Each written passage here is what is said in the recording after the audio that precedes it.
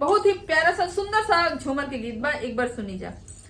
फोनवा पा दुख अपन कही के बताई ना, फोनवा पा दुख अपन कही के बताई ना, सुलाए राजा जी, सुलाए राजा जी, अलगा रहला में भलाई बा, सुलाए राजा जी, अलगा रहला में भलाई बा, सुलाए राजा जी।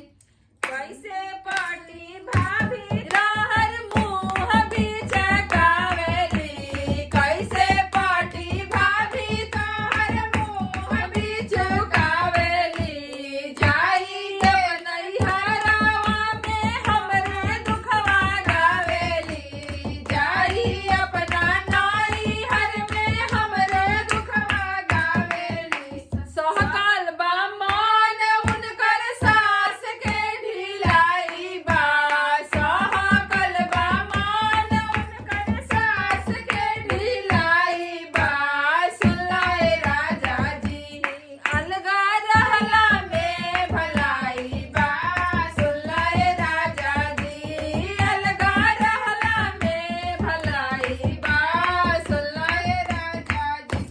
फोनवा पर दुख अपन कही के बताई ना, फोनवा पर दुख अपन कही के बताई ना, सुलाए राजा जी, सुलाए राजा जी, अलगा रहला में भलाई बा, सुलाए राजा जी।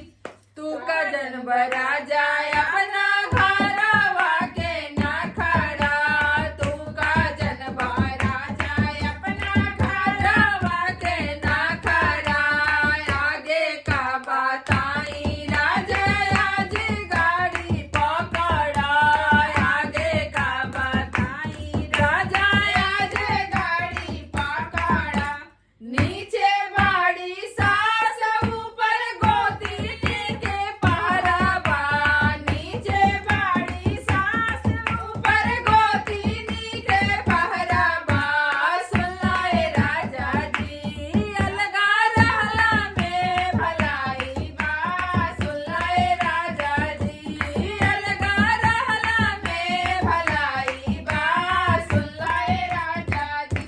फोनवा पर दुख अपन कही के बताई ना, फोनवा पर दुख अपन कही के बताई ना, सुलाए राजा जी, सुलाए राजा जी, अलगा रहला में भलाई बा, सुलाए राजा जी, अलगा रहला में भलाई बा, सुलाए राजा जी।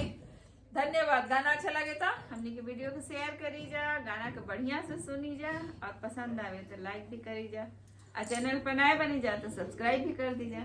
धन्यवाद।